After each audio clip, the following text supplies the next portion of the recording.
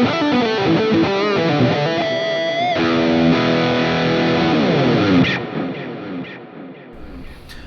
right, so I wanted to tell kind of an awkward session story that happened to me.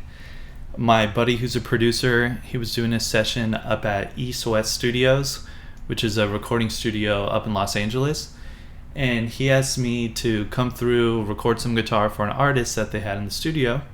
So I said, yeah, of course. Drove up. I arrived, walked into the control room, and there was another session guitar player on the left side of the board sitting there, and he looked like he just saw a ghost when I walked in. I looked, saw him, looked super confused, but I remember what Tim Pierce said, who's a famous session player, and he said that happened to him many times. And remember that you're there to do a job. Just stay humble, confident, set up your gear and just do your thing. So when I walked in, my buddy goes, "Hey, yo, what's up, Ryan? Just set up on the right side, set up your gear." And so finished setting up, and once I was done, they literally took the 1/4 inch from this guy, handed it straight to me. They go, "Ryan, plug in, listen a couple times, start recording." They sent the other guy home.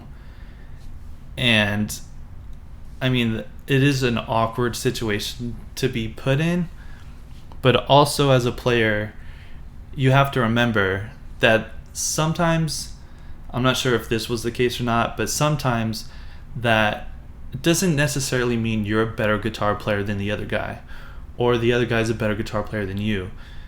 Sometimes people have strengths and weaknesses on certain styles. So like me, I do a lot of top 40, like pop, rock, metal, R&B, gospel, funk. Like, I'm comfortable with all that.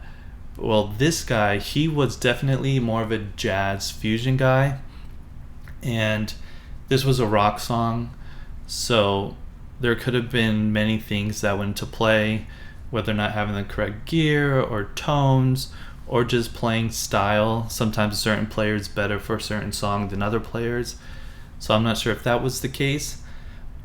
But having two producers there, an artist, and then walking into a room, seeing another session guitar player and that you're replacing them, it's definitely awkward.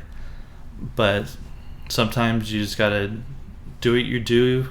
You're there for a job, and depending if the producers have the studio for a day or by hourly, it's all about timing. Go as quick as you can, also do great takes, but they just want to bust it out. So you do your stuff, pack up, leave, say thanks, and that was just kind of it. But it's definitely an awkward story / experience.